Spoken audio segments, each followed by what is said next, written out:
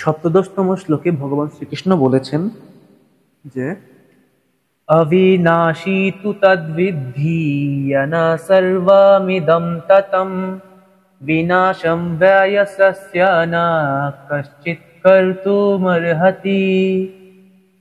অর্থাৎ অবিনাশী, হ্যাঁ, যার বিনাশ নেই, হ্যাঁ, বা এর আরেকটা শুদ্ধ বাংলা অর্থ হলো গিয়ে অবিনশ্বর।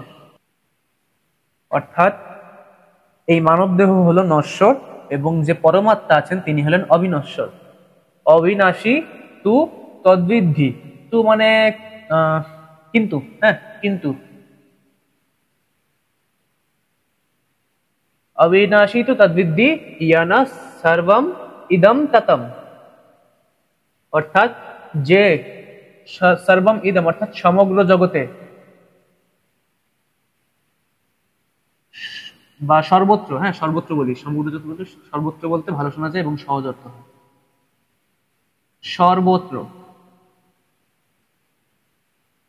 লেখা দেখা যাচ্ছে কিনা একটু চেক করে নিই। হ্যাঁ, একদম সাইডে একটু আলো পড়ছে। আচ্ছা, ইয়ানা সর্বম ইদম ততম। ততম অর্থ ব্যক্ত কিংবা পরিব্যক্ত বলা যায়। অর্থাৎ যে যে সর্বত্র ব্যপ্ত আছে, অর্থাৎ এই জগতের সমগ্র একদম ছড়িয়ে আছেন, যিনি জগতের তাকে অবিনাশী বা অবিনশ্বর বলে জানবে। হ্যাঁ, যিনি অর্থাৎ যে ঈশ্বর সমগ্র জগতে ছড়িয়ে আছেন কিংবা যার উপস্থিতি সর্বত্র তাকে অবিনাশী বা যার বিনাশ নেই এমন ভাবে জানতে হবে। তারপরে কি হয়েছে, বিনাশম ব্যয়স্য না কশ্চিৎ কর্তুমর্হতি। অর্থাৎ তাকে বিনাশ করতে কেউ পারবে না। আশা করি বুঝতে পেরেছেন। প্রথম লাইনে বলা হয়েছে যেই ঈশ্বর সর্বত্র ব্যপ্ত তিনি হলেন অবিনাশী, এজন্য সেই বিনাশম বয়স্য না কশ্চিৎ কর্তুমর্হতি। অর্থাৎ তার সেই এই বিনাশম বয়স, সেখানে একটা বিনাশ, হ্যাঁ বিনাশ মানে কি, ধ্বংস করা বা হ্যাঁ ধ্বংস, বিনাশ ধ্বংস একই, দুইটাই প্রতিশব্দ। পরে আছে বিনাশম অব্যয়াস্য, অর্থাৎ অব্যয়, হ্যাঁ সেই অব্যয় অব্যয় শরীরকে বিনাশ করতে কেউ পারবে না, কেউ পারবে না। কারণ সেটা কি, সেটা অবিনাশী এবং সেটা সমগ্র জগতে ছড়িয়ে আছে। আশা করি এই সপ্তদশতম শ্লোক আপনারা বুঝতে পেরেছেন।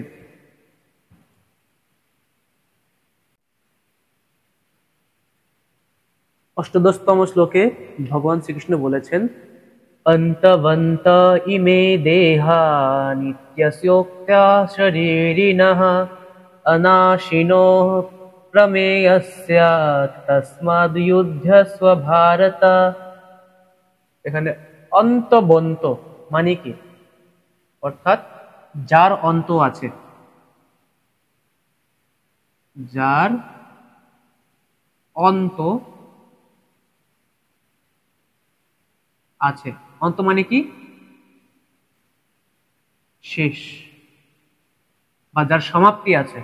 ওই শেষ কি, সমাপ্তি,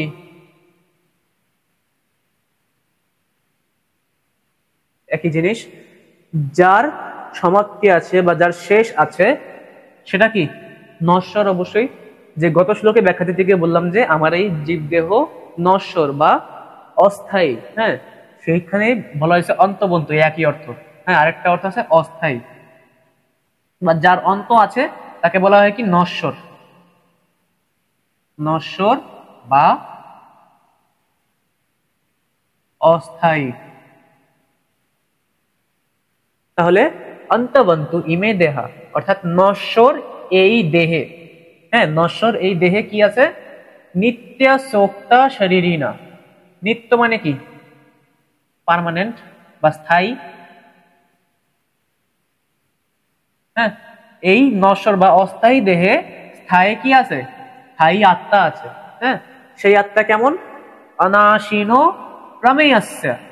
অনাশীনো মানে কি, যার নাশ নেই, হ্যাঁ বা যার বিনাশ নেই, নতুন কিছু না, যার বিনাশ, যার বিনাশ নেই। অনাশীনো পরে বলছে অপ্রমেয়স্য, এই যে এখানে এই অবগ্রহটা স্বরের মতো কাজ করতেছে, অপ্রমেয়স্য অর্থাৎ যাকে প্রমাণ বা পরিমাণ করা যায় না, করা যায় না।